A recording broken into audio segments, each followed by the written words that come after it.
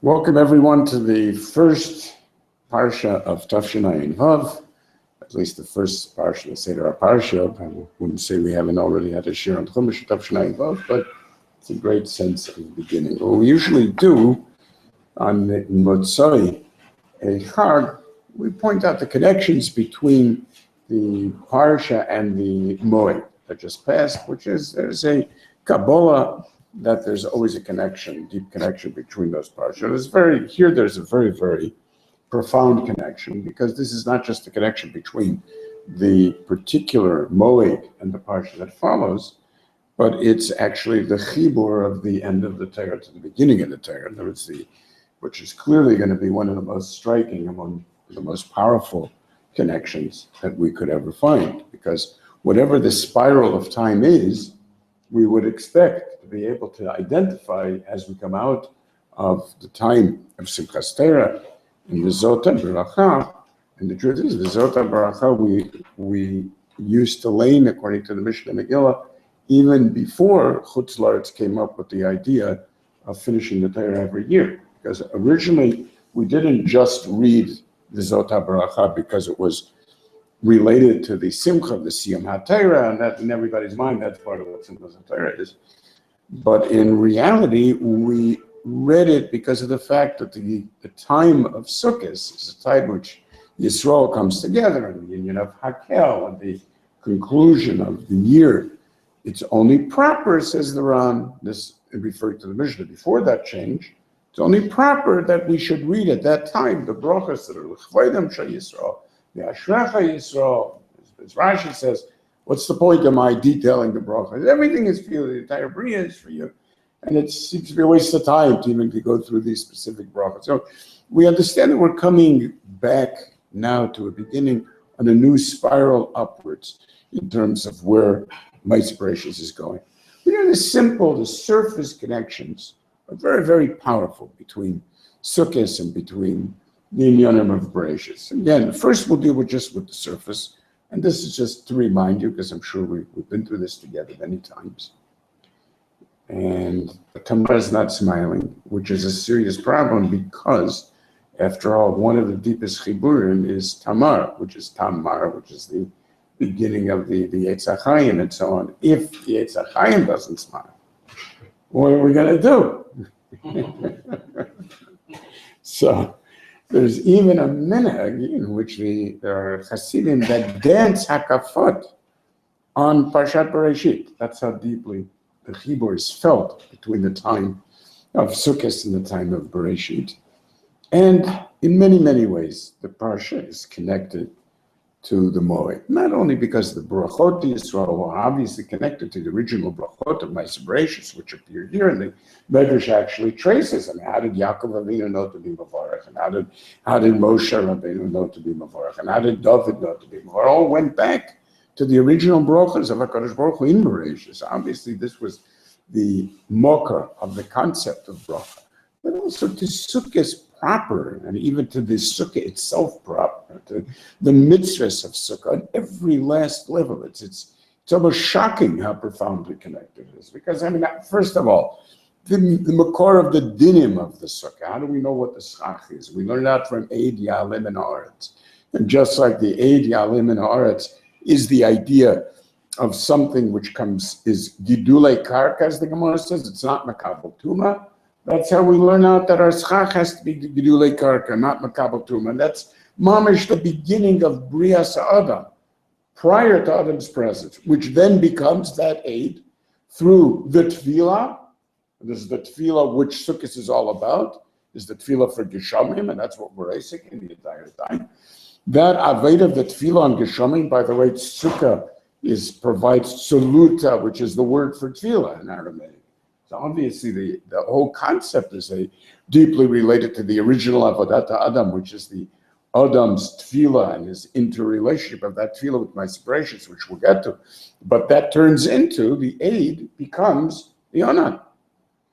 And that aid, which was originally just a generic aid, generic in the deepest sense of generic, because it was on basically on complete entropy, so that all molecules were spread out exactly the same distance statistically, which is the nature of mist as opposed to cloud. So when you talk about cloud, there's always available energy by definition, because things are only existing as a cloud because there's energy that has been put in to turn them into a cloud. An aid has no more energy available, which is the nature of the state of entropy, which has very profound implications for Bria. The simplest implication for Bria is that your transition between an aid and a cloud is the transition to a Bria with free energy to go places and to do things. And we'll see how profoundly important that is very soon. The deeper connection is because essentially that measure of entropy is the measure of information itself. And if anything we could say about Bereishit, it's basically the creation of information, which is itself measured by the exact same entropic algorithms, because as things become less and less information full, they are the equivalent of being less surprising and being less driven. They don't have anything in them which is new, which is fascinating, because we're going to see that when we come to the end of this entire shir, that is going to be ultimately the measure of Bereishit as we get back to it. Okay, but that's just a remez for now. That's just a promise to talk only about the surface connections. The surface connection is aid and onan and schach and lulav as the Eitz HaChaim, which is the tamar, and the Eitz HaDat, which is the esrog, which is even referred to in the Targum here. That's the nechmada Eitz Laskil is the lashon of the Teruga, which is the idea of chemda. The Anani HaKavod, which it becomes, the Tefillah ala Geshami, the Tziluta, the Adam Ayin Lavedas Adama, which becomes here the creation of Adam B'Tzalmo, which is the creation of Ruach HaKodesh, as the Chizkuni puts it, which obviously that's the Tzelem, that's the thing that relates us to a completely different darga, in which we can no longer say that the Mina Behema Ayin, because that's exactly that Nakuda. The Yitarona Adam in Abehema, as we'll see, is indeed Ayin. It's the Ayin itself, which is the reference here to the Sukkah proper as a building, because as Rabbi Ubachia points out, the Sukkah is a bayit, and that bayit is the beit of Bereishit, which is the reason that beit actually is shaped like a Sukkah, because it has only 3 walls. It's not completely closed off, which is the nature of Sukkah, that it's supposed to be an exposure, but a tziluta exposure, a cell exposure. And therefore the base has the small little leg that is the remez to the halacha l'vashmi Sinai, that the tefach is kosher for the mechitza of the sukkah, but it's also merames that it's going back to before Bereishit. So the Bereishit is now ha-chokhmah, which chokhmah is bayit, chokhmah banta beita. That's why Tamar is here tonight. And the chokhmah banta beita is chokhmah nashim banta beita, but we'll get to that too. But chokhmah banta beita means that all of the inyanim of sukkah are expressed in the idea of Koheles is chokhmah as well. Be-chokhmah doesn't mean utilizing chokhmah, means within the space of chokhmah, which is itself defined as aruka mi'eretz midah.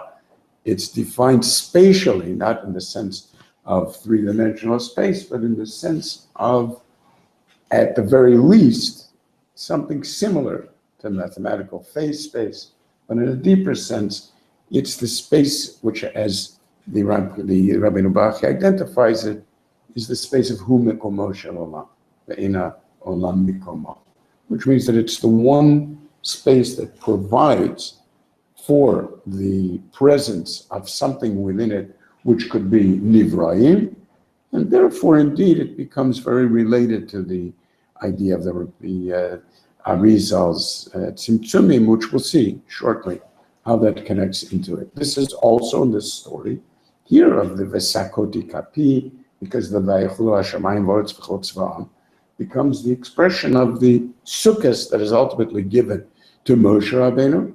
The Taninim HaGedolim here are a reference to the Livyasa, as Chazal tell us. And that, of course, is deeply connected for some strange reason to Sukkot, which again we'll have to understand. The Yisbach Hashem b'ma'asav, which appears here on the creation of the Deshayim, because of the fact that they discovered for themselves Minayim, and they're the Sarah Shalaylam, as the Gemara says in Chulin, says that that burst out in song. There's, of course, the Sarah Shalaylam itself is Murumas here, because that's the story of Chanoch, and that was the Chain that ultimately becomes the nature of the Chain of Ma'aser Bereishit itself, which takes place in a Sukkah, which the Yerushalmi says means that HaKadosh Baruch Hu was mispalo to himself, that Halavai, the Bria, should be Malach Chain, not always the way it is now, which turns in the end of the parsha to the Noach Matzachein, which is the transition of Bria to a completely new relationship. And even the Haftarah connects in terms of the Yitnu Edeim, the Yitzdaku, Mibachem Yagit Zot, which is the entire Sugya in Gemara and Avodah Zarah, which teaches us the way that the Ummah Yisraelim come at the end of time and are Mevakesh justice after all, because we never, actually, HaKadosh Baruch Hu never was Kafalem Har Chagiges, and the test of Mibachem Yagit Zot is Sukkot, of course, and the Be'ita B'Sukkah, and the P'tur of B'Sukkah, B'Tztayret. So this is strange, profound surface connection, which we don't have to go into to understand. My gosh, this is really strange that so much should be indeed here in Bereishit.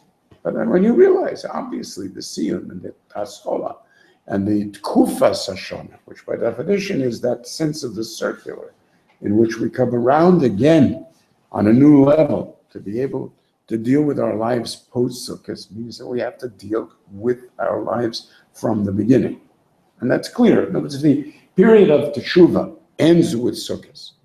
And that's what we spoke about so many times on Sukkot, at so many different levels, and how all the prokim of the Rambam and Hilchos Teshuvah are merumas in the parshas leading up to, and then in the actualization of Sukkot itself, which becomes Kadeshi Yamut V'hu Baal Teshuvah. And that Sukkah is the concretization of the Baal Teshuvah that the person lives in to become all year round. Then nothing could be more natural than not simply to start Kriyas HaTorah over again, but to start Reishis over again, and understanding what that Reishis of our lives is meant to be. Now, in order to understand it more deeply, we need to also take a look at what the most striking element of Ma'aser Bereishit is, and that, I think, is the idea of incompletion. Because the idea that Ma'aser Bereishit is not meant to stand on its own, which is quite striking. And as the Ramchal points out, that the entire description of Ma'aser Bereishit is that it's all a function of hope for ultimate vindication. It contains within it nothing that is vindicated, even the Shem Elohim itself. So that, as he points out, look, Bereishit HaBriya is B'tikva. Because Kol HaTachtonim need this hashpa'ah that is bringing them life, right? However that comes. And he identifies two ways, either tefillah or shir, both of which, of course, are related to Sukkah itself. And the Bereishit, bara Elohim, the idea of the tzimtzum itself, in which space is evacuated to provide place for Nivraim, that is the Arizal's kav, as he identifies it, which is, of course, the source of the word tikva. So the line that penetrates that evacuated space and creates the universe through a big bang and explodes into the world as we know it, as he describes the nature of tzimtzum, that itself is kav, kivui, desire, the hope for things, the teshukah for things. And if you take a look at Bria, he says, Borei, it's very simple. Kol habriot nivru'u b'lo shleimut. The entire world is by definition created without any shleimut. Shenema, asher bara Elohim la'asot. What does it mean, la'asot? Sheyasu achar kach behemshecham. The Bria has to la'asot. So that means that it is created either b'ma'asim tovim, or b'tfilah, or b'shir, But there's nothing that is mushlam, including the Shekhinah. Hashchina yatsa mitchila bilti mushlemet. And that's the idea of a Bereishit by Elohim. Why Elohim? Is Reishit Chochma Yirat Hashem. So that means that this Reishit over here, there's no concept of Yira, as he explains, Ein Yira, what's the idea of Yira? That there's implications for you in the awareness of what's out of you. So if that's the case, then it's obvious that the Yira, which is a function of Elohim, is over here in awe of the ultimate Chochmah that gives birth to it. So Reishis Chochmat Amatzil, Hu Lasot HaYirah, which is the Tikva LeElyonim. So ultimately, what we're talking about over here, and he brings many examples, including, of course, the most striking example, which is the story of Siach HaSadeh, the whole Siach HaSadeh Terem Tzma.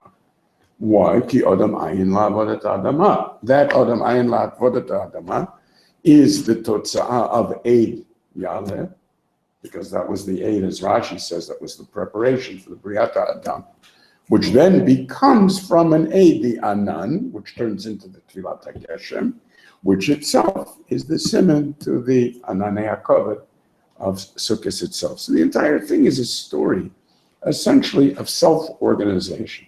More than that, if you understand the way Rashi looks at Bereishit Bara, so okay, he gives us Rabbi Yitzchak's approach that in Reishit, it's Omer Dorsheni, it has to be Reishit, it's Shvi Yisroel, Shnikra Reishit, and so on and so forth, again, which we'll get back to.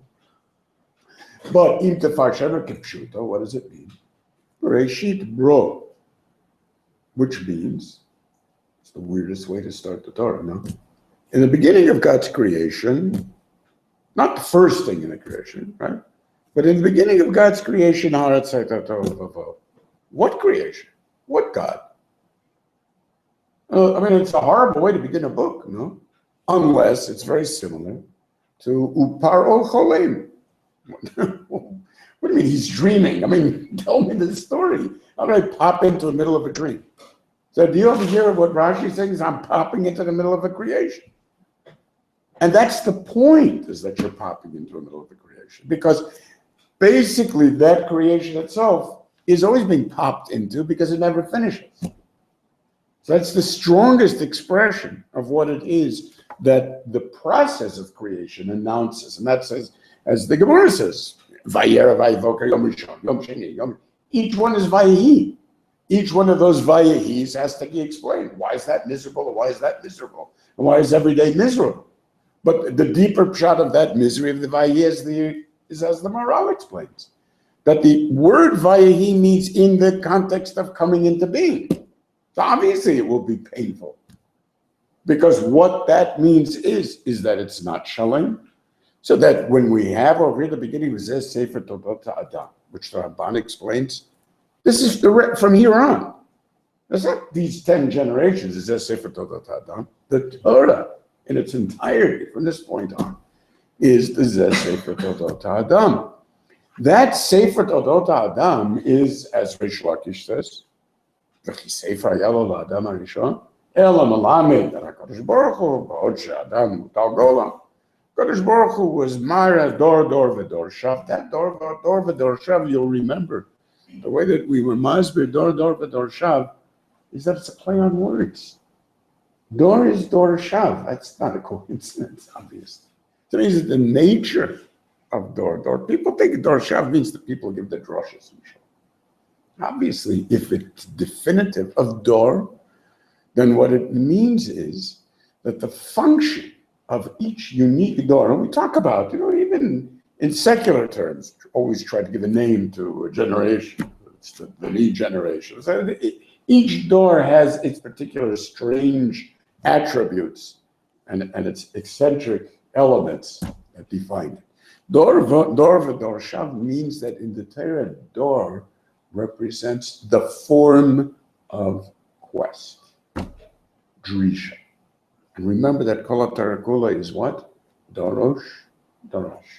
So basically it's Drisha from Lamala Lamata, Drisha from Lamata Lamala, The essence of Dor is the continued drisha for precisely what Ma'aser Bereishis is meant to be, which is the reason that the concept of individual responsibility, the fact that you have choice. So we start off with, this whole crazy story in the middle. It's like that's like an unimportant story. Stories of Lemech and of Cain. It's okay. Murder is an issue. You're talking about now the whole Baba Maisa with Lemech and his crazy Kal V'chomer and Shivim V'Shiva and Kal V'chomer Shel Shtut or Nolosh and the Medrash, Kal V'chomer Shel Choshech and Kal V'chomer Mufrak. And what do I bring it for? It's not one of the Asar Kal V'chomers, It doesn't make any sense.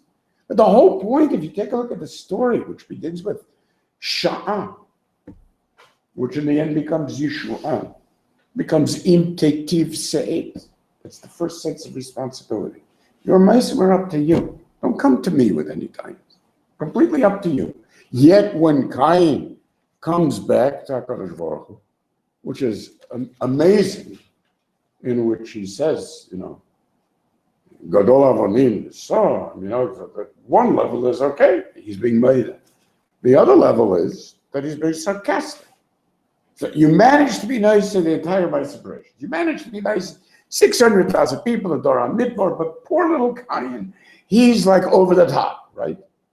But the beautiful shot the Medrash gives, the Gadol Avonim, is that when HaKadosh Baruch Hu tells him, and he says, Hashomer Achi Anochi. So what he's really saying is, who's the one that's supposed to be the Shomer Achi? Me or Anochi? I ain't Anochi. You're Anochi. So Mashal Ma Davar Domeh. A Ganav was Ganav Kalim Balayla, right? V'lo nitfas. Laboker Tafsoto. So Mishnah comes, bangs on the door, and they say, what are you doing robbing houses at night? What do you mean, what am I doing robbing houses at night? That's my business. That's what I do. I rob houses at night. But what were you doing at night? You're the one that's supposed to be stopping people from robbing houses at night. It's very intelligent to come the next morning to find a burglar. What kind of policeman are you anyway? So Cain says to HaKadosh Baruch Hu, I understand. What do you mean? Ayeh havalachicha. Ani ganav lo inachti umnati. Aval ata umnotecha lishmor. Lama inachnu umnotecha. Same thing. Af Cain kach amar. Ani harakti. זה העסק שלי. בראת בי יצר הרע. יש לי יצר הרע. קינה, but fine. אתה שומר את הכל, no? לי הנחת להרג אותו. אז אני הרגתי אותו, אתה הרגת אותו. אתה שנקראת אנוכי. זה השומר הכי אנוכי, לא? Beautiful. That level of, is not just a level of responsibility. It's a new level of understanding choice. Understand? Everybody thinks that what's the nature of Bechira? That you can choose how to relate to things. But if I decide I'm going to shoot you, I still have to pass by the Shemer, no? That's HaKadosh Baruch Hu. Says the Rambam, no, that's the whole point. The nature of the Reshut that is Nitenet LaAdam is that I can shoot you. And nobody's going to stop me. That's the whole point. So that this little piece over here is Megal, an entirely new understanding of the nature of Reshut. The mocker of that Reshut, as the Rambam brings it, is indeed from V'ata pen yishlach yado v'yikach v'yetzach hayim v'yilcha v'yichyeh le'olam. HaKadosh Baruch Hu can't stop him. No. That's the whole point. Can't stop him. So the only thing to do is make sure he doesn't get to the position where it's in his hands to do. Okay? So that's the next step in the whole story, is to be Megala, the nature of the Reshut, not simply the responsibility. Then we have the whole story of Lamech, because now we have to deal, what's his Kal V'chomer? Where he says, V'chi ani yarakti, b'shogeg asiti, right? This is the story of Mirashoim Yetzeresha. Because the point over here is that Cain was Chayav Mita. Lemech ends up murdering him. He murders him b'shogeg. Right? And that is referred to later, Kasher Yomar Mashal HaKadmoni. But that means that his claim that he's potter because he's shogeg creates a completely different level of responsibility to the Aloim Tektiv Se'ed. Do you understand that level after level, what the Torah is interested in defining over here is the nature of choice. And that nature of choice, obviously, is about the ability to choose because you are conscious of moral potential, right? Usually we run on default. If we run on default, we don't have choice. We only make decisions, and decisions are always run by default. So because of that, as the Mabit suggests, once something is naseh lo keheter, he's not nidon on it. If a person has already done a chet a number of times, he no longer thinks about it. If he no longer thinks about it, he's not in a space of awareness that will allow him to be bocher differently.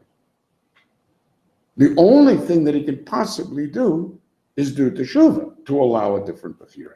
Otherwise, within the space of the original choice, there's nothing else. By the way, this is Merumas in the Rambam. When the Rambam defines, so what's the meaning of teshuvah gemura? So he talks about the whole business of the guys in the same hotel with this girl that he was sleeping with and so on. And he doesn't do it. Mipnei teshuvah. Why mipnei teshuvah? Maybe because this time he chose to be a mensch. Because he can't choose to be a mensch. That's the point. He doesn't have choice. Because it's nothing that comes into consciousness. The only space that's left him is the space of tshuva. There's nowhere else it can come from. So Mamele, if there's nothing else to account for the fact that this time he doesn't do what he did before, the only explanation is teshuvah. Where does this come from? This comes from here, from chokhmah, from bayis, from being outside. Because remember, the amazing difference is that no matter what the complexities of Bria are, they're unbelievable complexities, right? Wherever it is that we go, whatever level of complexity has been able to emerge out of Bria, it keeps emerging. But the one thing that cannot be described in terms of emergence is something that goes beyond the Turing machine. A Turing machine is all about mechanics. It doesn't matter that you can't figure out what's going to be next because it's so complex. But anything that can be set up in advance and has a clear-cut algorithm is mechanical. So that it's completely and totally defined in the oldest sense of Newtonian determinism. It's a mathematical determinism. So therefore, you are not going to be able to create the nature of Bechira. You're only going to be able to provide Hachra'ah. Hachra'ah is completely irresponsible because it's simply a natural coming, as the word means, coming to weigh whatever side is going to weigh down the algorithm that your neurons are making, that's mechanical. And so Mamela, all brains make achra'ot. Mechanical brains, animal brains, worm brains, to whatever extent they have a brain. Neurons do achra'ot. Choices are not made by neurons. That's the problem. In which case they have to provide for an external space in which one stands out of that space, out of the inside of his head, and is allowed to stand outside to make determinations that have nothing to do with what's going on inside. That is something that is not provided for within my separations. It's provided for only, as the Chizkuni points out, with the Tzelem Elokim. And that is essentially the relationship of the nature of Tzelem to the Simchas Beis HaShoeva, Misham Shoavim Ruach HaKodesh. So that has to come from the outside. And that's the old Gödel problem. You cannot be inside of an algorithm and still be able to stand outside of it and determine its truth value. And the truth is, what do you think about it? It's nonsensical. Obviously, that's true. The glory is to prove it mathematically. But the same thing is true in terms of standing outside yourself to be able to choose. You'll always have a godel problem. And so Mamela, what we have is process. And this process, as the Ramchal defined it, is not simply process. It's an astonishing description of the nature of tikva. So not simply because tikva means kav, and that provides for the arizal, the nature of tzimtzumim and yitzira and so on. But in the simplest sense of tikva, in which even the geula itself, which of course is also merumez here in Shmo Mashiach, which is all part of our sukkahs. So we deal with in sukkahs, all the eschatological psukim that we speak about, in the sukkah Sorah Shel Yosef, and Melchemes Gog uMagog, and the idea of Nishuka Alomitz, Olam Hazeh Yotzei, Olam Haba Nichnas. All of those inyanim are complete and total ends, essentially moving on. So that is profound tikva, which the Ramchal explains. His lashon is that the geula itself is the result of migodel tikvat kol Yisrael ba'orach hagalut sheyigalu. That sof of that tikva becomes so powerful that it creates geula, because it has nothing to do with the idea of hope as it's used in the West, which he goes out of its way to say that is not hope. That's just shov. That's something you would like. Something you would like is merely the idea of HaChodesh Asher Bada Melibo. It's imagination. Why in the world would you hope for something? The only possible hope is Yeshuat Hakiviti Hashem, because it's the hope that's expressed in my Bereishit itself. The same Bereishit that is Tikva, in Bereishit Ela Tikva, becomes the same Yismach Hashem B'Maasav at the first gilui of the world's achievement of what it's doing, which becomes this Zman Simchasenu, as the Rabbeinu Bachya explains. And therefore, to have some other tikva is just sick. It's a Christian idea, hope. Their concept of hope. Because something I want, therefore it must be that God will give it to me. So it's the complete opposite of din, it's the complete opposite of reality. It's the complete opposite of having a space within which you draw from that kav. But this hope that you're talking about is the investment of the nature of Bereishit itself, which becomes an immensely powerful reality that ultimately creates the geula itself. And that's that hope. So basically what we go, if you take a look at the development from Reishis to Sukkos, it's very obvious. We're going from a world that was created with a, which is the whole idea of Olam Hazeh in terms of Teshuvah, to the siyum of Teshuvah, Kadesh Yamut V'Ubal Teshuvah, the nature of Hasifa and Misa. From the Hey to the Yud, Kibakash and Tzurei, which is, this is the Yom Nashek, as the Yerushalmi says, Olam Hazeh Yotzei, and Olam Haba Nichnas. The creation of Yetzer here to the ending of Yetzer in Sukkos. Because they mevatel the Yetzer for Avodah Zarah.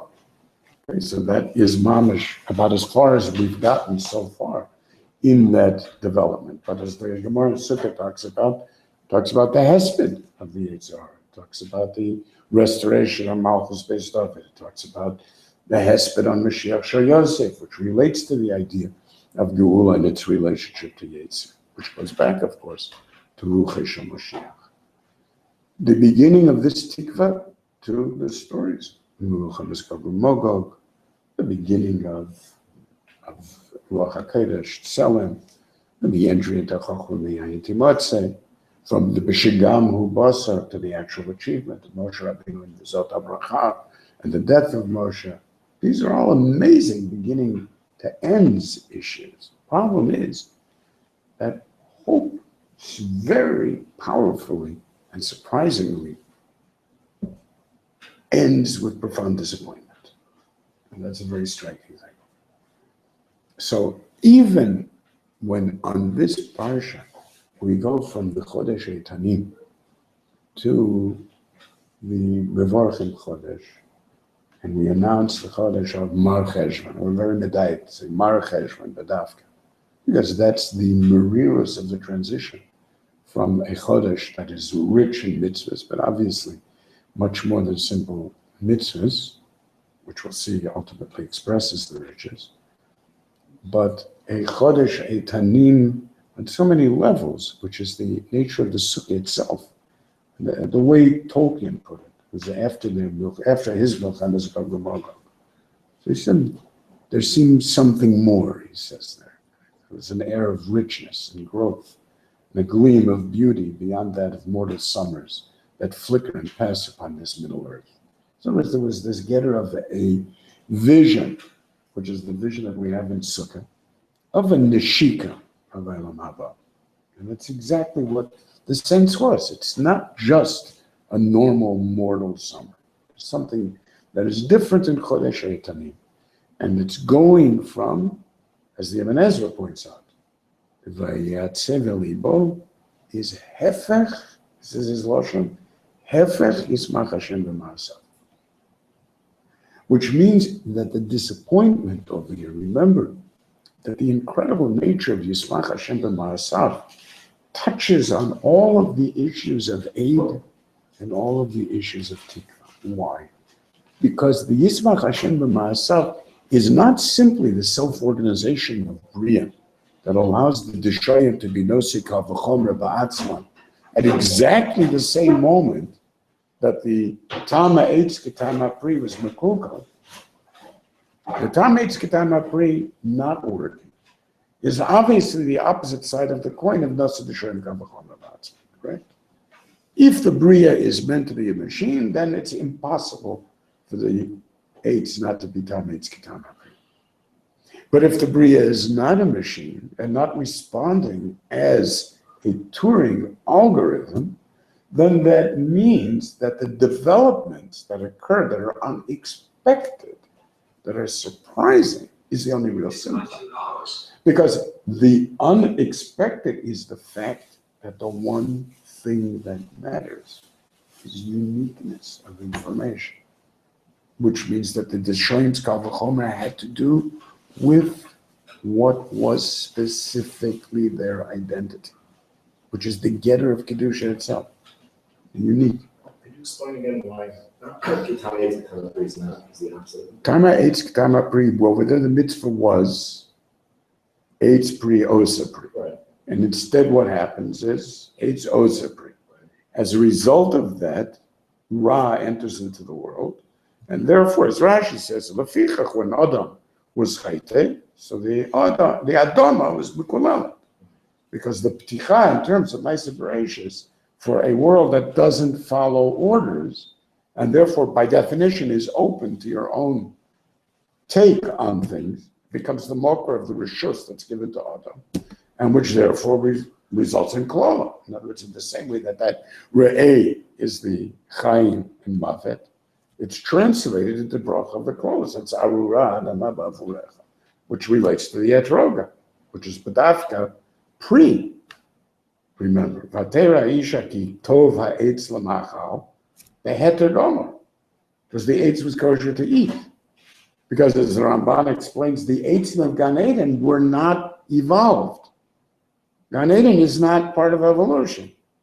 It's created as is, because it's the result of all of the rest of evolution. So therefore, those eitzim were in fact Tam Eitz Ketama Pri. If Tam Eitz Ketama Pri in Gan Eden, so then she had every right to eat the eitz, because it was only May eitz, which is the Pri. So then once she saw that the eitz was wonderful, she figured, okay, so now imagine the independence in taking the Pri. So once the eitz is told, right? How does she know? That became etroga. Okay, fine, this is all a little bit tangential, but the idea over here is that the Deshayim are omed on information. They protect information. So therefore, in the same way that the mitzvah, the tzivui shel mala leminehem, creates the protection of DNA that's sold to us, we take that for granted. In other words, we're not going to be able to impregnate a woman twice. Two men are not going to be able to impregnate a woman. They're not going to be able to mix their sperm because then you get DNA confusion. We don't want that. Initially, what we had was free sex, basically, all over the Bria. So any snippet of DNA can mix with any other snippet, which is the reason that we have this amazingly fecundous period at the beginning, early on in stages of evolution, which have these wild different types of life that end up in the Cambrian, explosion, end up expressing themselves just then and never show up again. But once things are closed, then we're on a particular path. The Deshayim started that on their own, which is amazing. So that becomes Yisbach Hashem b'ma'asav, which out of that, as we traced on Sukkot, out of that comes the quest for self in general, right? So therefore, Sukkot, which is the ultimate Zman Simchasenu, the individual's quest for teshuvah and his own drisha is a direct result of the Deshayim Skal V'chaimer. Once that begins, it means the Dorosh Darash is inherent in Bria. Of course, it has to leave room for Chait, by definition, but that's where it begins, that's where it rolls on from. So we have this Vayatsev afterwards, which is the Rak Kol Hayom, in which there's no longer Drisha. It's at that moment that there's Atzmos, in which you lose all of hope. That was the end of hope. Because where's it going to come from? Where's the change going to come from? Since the entire Bria is in terms of tikva, if there isn't any hope, then there can't be any kiyum to Bria. It's an amazing closure at the end of the parsha, which unbelievably is exactly what happens in Sukkot. So as we go from the Sukkah, which is Man Simchasenu, what do we read? Kohelet.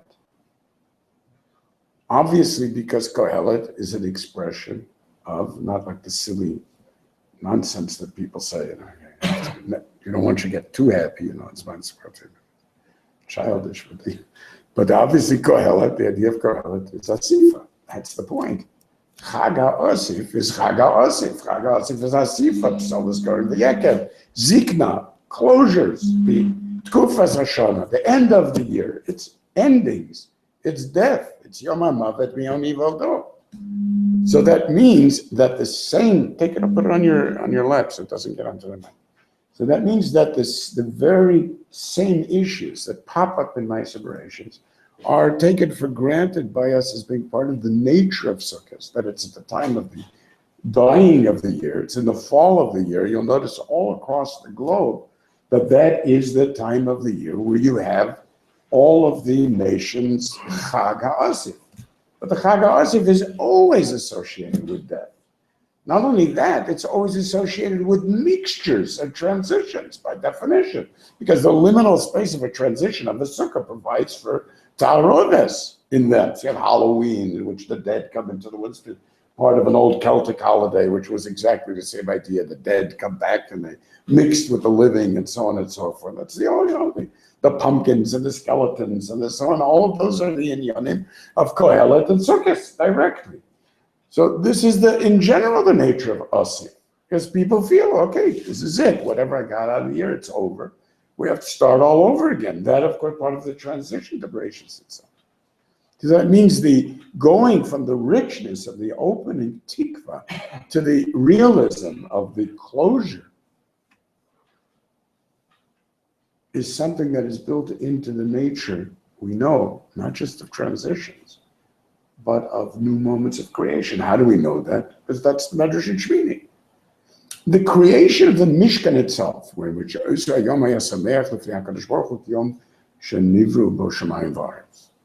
so there is where the Medrash says, Eina simcha mamtenet. Eina simcha mamtenet. Ritzon chaladad. Take a look. HaKadosh Baruch Hu barat ha'olam haya sameach simcha gedolah shenema yismach Hashem b'ma'asav. How many hours did it take for Adam Rishon to be Mekalkel and the entire thing to be worthless? How long did it take to have to destroy everything with a marble and to be Bayatzev Elibo? So that means that we have the 3 points. Those 3 points are so fundamentally interrelated in that Bereishit becomes Bereishit, which becomes the mitzvah chashuva of Simchas Pesach Shreiva from Sheishis and Bereishit, which is measured in terms of Mishkan. We actually measure the height of the sukkah, and how it is that we know is a din of mechitzis that is learned out of the Mishkan proper. And that's why the Simchas Pesach Shreiva is particularly as Rambam says, Simcha Yeteraya b'migdash, beyond the din of Moed. And the actual sukkah itself. Those 3 points share the Vayatzeh at the end. So that's the ultimate Ein Simcha Mamtenet. Again, the pashtus of the Ein Simcha Mamtenet is that in a growing and changing Bria, which is everything that we've seen, a Bria of process, then by definition, Hamtana is out of the question. Because Hamtana will always be a Bechira Lichyot and not a Bechira L'chaim. Because you want to hold on to it. And the whole idea is not holding on to it, which becomes, in the end, the nature of Tiferes and the nature of beauty, as everybody understands. You try to hold on to something beautiful, it's no longer beautiful. It's the poignancy of the thing that makes it beautiful. Right? But there's no way to hold on to beauty. But that becomes the essence of Sukkos' atzvos. The more aware we are of beauty, the more poignant it becomes to us, because the more aware we are of its passing. So this was the whole story with Rabbi Yochanan in the beginning of Brachos.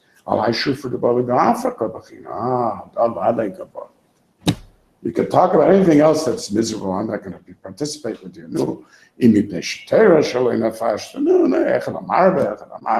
whatever it is. But I shoot for the Bala Afra.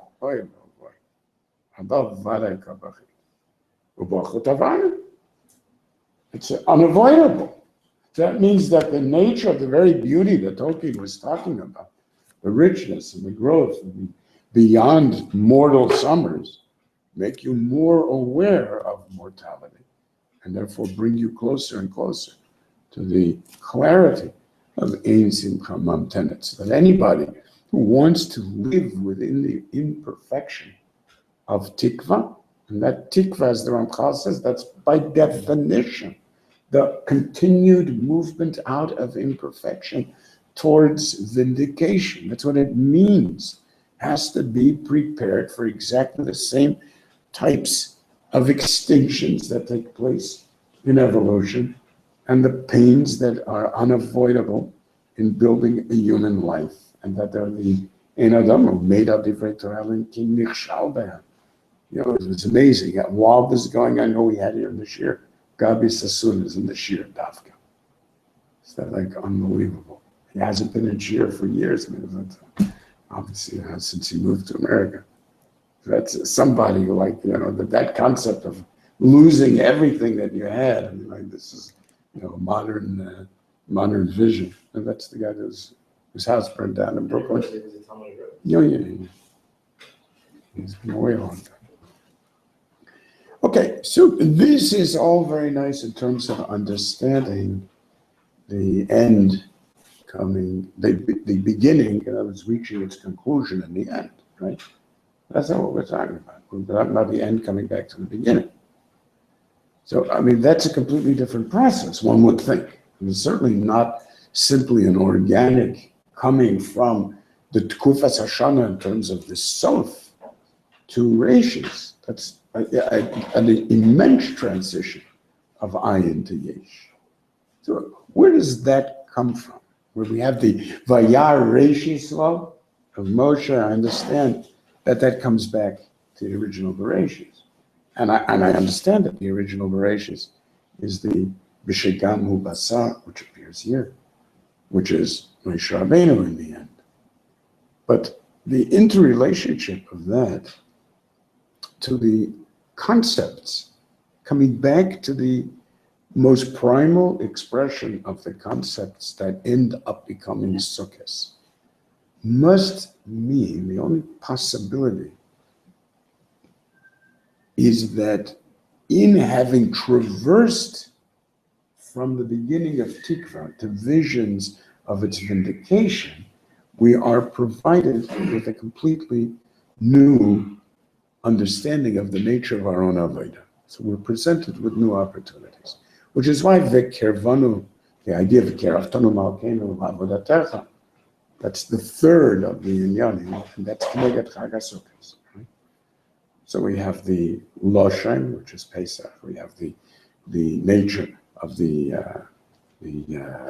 Torah, and the way in which the mitzvahs are given, and then there's Aveda. Aveda, the most clarity that we get about the nature of Aveda is in terms of Nisach HaMayim, the Yofilach HaMizbeach, the way in which Mizbeach itself relates to what we are as Adam.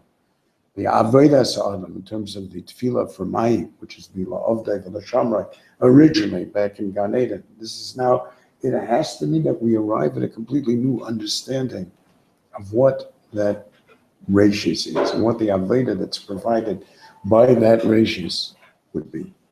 So this is the introduction to our Inyanim of the Parsha. Now in the second we'll take a brief break to allow everybody a little bit of a drink and bathroom breaks and whatever else is necessary. And we'll come back in, let's say, 10 minutes, and we'll go from there. We'll go on to Meyer with the Inyanim to address how indeed this happens. How does it? But you can see the incredible level of disappointment. And again, this is also Merumas in the end of the Torah, because that's really what Hazinu is. When we spoke about Hazinu, the idea of Hazinu is there's nothing new there except for the theory of mind, Kaviyachal, of HaKadosh Baruch Hu. I want you to feel what I feel. And that's why it's a sheer of disappointment, and it's a sheer of frustration. It's not that HaKadosh Baruch Hu is just telling you, look how close you came to Churban. Amarti Afehem. This idea, you think Estepanim is something. I was going to complete the Ashbitam Eretz Zichram. Lulei Kaso Yevagur. So that becomes Sarot Rabot with Sarot. What's that? Sarot. Because I can't do this because of that. Lulei Kaso Yev. I can't take it out on you because no matter what I do, if I take it out on you, then they're going to say that I didn't have the. It's exactly what Moshe Rabbeinu manipulated in terms of, what are they going to say? Lamed Aleph Melachim, you're not able, oh, you're right. And that is what they'll say with all those midrashim. The way in which it becomes the mirror image of the frustration that we feel in being locked into the hopelessness of the situations that right now we feel that frustration. No matter what you do, you're doing something wrong. You do this, I'll come back and do this. So that idea of I want you to see it from my point of view, then we can share it. That's the Edvanti Ali. It's for me, an aid is Azir. The idea of the end over here, the sense of the disappointment of the bitterness, the Avayat Save, the Avelus, which relates deeply to all of the elements of Churban, which is why Eicha is here, right? As the Medrash says. So the Kriya of Ayeka is connected to Churban. The idea of Yeshivas Eitzev, which the Gemara Darshans is a Lashon of an Eitzev Ela Avelut. This is the right that HaKadosh Baruch Hu was Yosef Shiva Alay Lama. So all of the concepts of Avelus and Churban and Tisha B'Av, we need to see, which is a lot of the keenest on Tisha B'Av try to do that. Yeah, you talk about your Eicha, your misery. You don't talk about what it would feel like if you were in my position and everything that I do, this is what comes out of it. That's crazy. So that Vayeyat Sev has to be understood in terms of the depth of the Tikva. And the depth of the Tikva is brought out beautifully by the story of the Min that Rashi brings. And people don't understand the story. So Min Echad Shal, what was the She'elah? Don't you believe HaKadosh Baruch Hu is Reyes? I said, yes. So then that means that he knew that the world was going to be destroyed. Yeah. So what should be the kasha? So then why bother creating it? Well, what does it mean to say Vayinachem? How do you mean Vayinachem? If this is something that you know all along, it's not Shagad Vayinachem. That's not what he asks. Unbelievably, it's not what he asks. Why? Because he's a very smart mean. Meaning that he understands that there's no contradiction, as the Rambam explains in Hilchos Shuvah, there's no contradiction between knowing it and all of the acts that take place as if it's not known. As a matter of fact, one of the most beautiful statements of the nature of Bereishit and its relationship to Tov Vavot, reflected in the Gemara Chagiga, is an amazing, beautiful medrash here on the nature of the Vayachulu. Because we know that in the description of B'yom Bara Hashem Elokim Eretz V'Shamayim, so over there we don't have a Vav. The Kol Makom that doesn't say the Vav, and by definition it's Pasal as Harishayim. It's a Micah Pasal. It's Pasal to be Uvavo. One of the answers on the matter. If it's Pasal in Eila Toldos instead of Ve'ela Toldos, so the Medrash brings a beautiful, beautiful shot. The Medrash says, Moshe Lamad Overdega. It's somebody, and it's interesting because Michelangelo is aiming on exactly this. He says this Medrash. So somebody creates this beautiful, gorgeous swimming pool in a hotel, right? This architect puts in a multi-million-dollar swimming pool with the most fabulous tiled floor with all kinds of pictures and the Mona Lisa and tiles on the bottom of the floor. The old-fashioned sculptures that used to be in the bathhouses, amazing, amazing sculpture. Problem was that nobody noticed it because it was all full of water. So there was nothing to admire. So only when they took the water out, now all of a sudden, it becomes clear what a beautiful job the swimming pool was. Says the Medrash is exactly the same thing. Kozman shaya ha'olam tov vavo lo nir'et melechet shamayim va'aretz. Kivon shene'ekar tov vavo min ha'olam nir'et melechet shamayim va'aretz. Which means that the nature of Bereishit is, as Michelangelo said, I have to chip away the things that are in the way. But the sculpture is in this rock. I'm the one who sees it, and so I can remove the things that don't allow you to see it. But I don't make the sculpture. It's exactly the Nekuda, essentially, of deleting all of the white noise components that prevent the Beethoven to be heard, because it's just white noise, right? You have a program that specifically doesn't allow anything that isn't part of that symphony to be heard. So now you hear the symphony. It's not that you need a new recording. It was all there in the first recording. So to Shamayim V'aretz, as Rashi says, that's the Gemara, is Hakol Nivra B'yom Rishon. So that was the Bereishit Bara Elokim. The problem is nobody sees it because of all the white noise. So you have to remove the Tov Vavot, which is the Re'iyah, and that allows it to be open for you. Which means, again, that concept of tzimtzum, of allowing you to see only what you are capable of seeing. That's exactly the tzel of Sukkah. That's the nature of Tzilusa. You are able to live in that space of Achachom Mi'ayin Tematzah because you're not exposed to it. You're shaded. And therefore, HaKadosh Baruch Hu says, if I'm socha on you, so then the sukkah tiyel yichoreh. It's exactly the same Nekuda of my Bereishit itself. Why would it have to take place within a sukkah? Because the Anani HaKovet is the only thing that allows you to survive.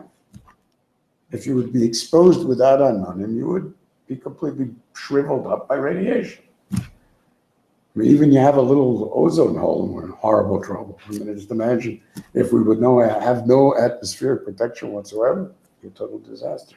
And I always pointed out, if you are as we currently are, if you are traveling around the universe, which we can only do by telescope, obviously, in search of life, what do you look for? Anani Hakov.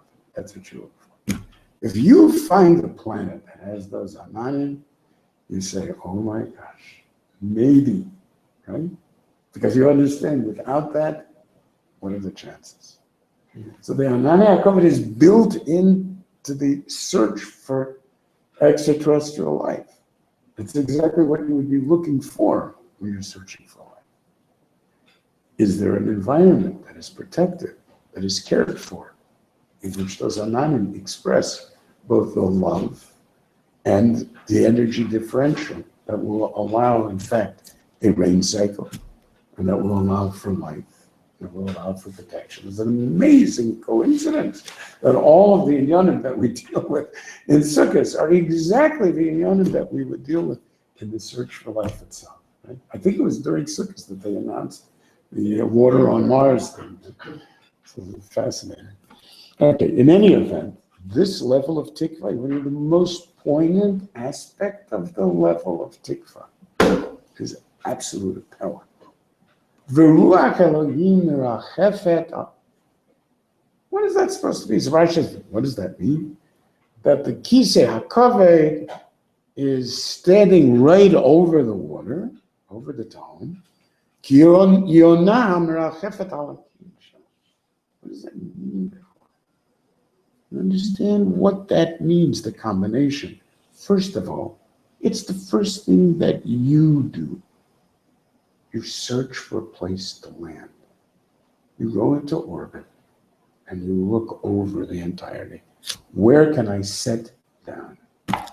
Right? And it's coupled with Kiyonah Merachefet, which of course is the mother over the eggs. Have they hatched? Is the world mature? Is there a place for me? Is there something to connect to? So what the Nin was asking, he understood there's no stira between the Dia and the Bechira. He only had one question. Why does it say Vayetzev? What's there to be sad about? You'd be sad about something that is not only predicted, but that is fully known. And then the answer is beautiful. Did you ever have a child? Did you ever have a son? Yeah. And what did you do? Gave out cigars. Exactly. How stupid you are. And you didn't know that he's only a few days from death? What's the point? How long is he going to live? You're celebrating death? Well, you know, there's time for happiness and there's time for sadness. Exactly. That's the point. That's the point. For HaKadosh Baruch Hu. That level of connectedness, that level of input, that level of care, an act of will to be mitzvah on the failure of the world. And it's unbelievable. Because without that, you don't understand the nature of the tikva. You think that it's some type of intellectual kind of thing. You don't understand that it's the most profoundly existential definition of what it is to create. To whatever extent I am a creator and need to sit down on this planet, I'm still waiting. It's amazing, no? You get that sense of there's nowhere to go. So from there, Bezrat Hashem will meet. Give it 10 minutes, and we'll come back and continue.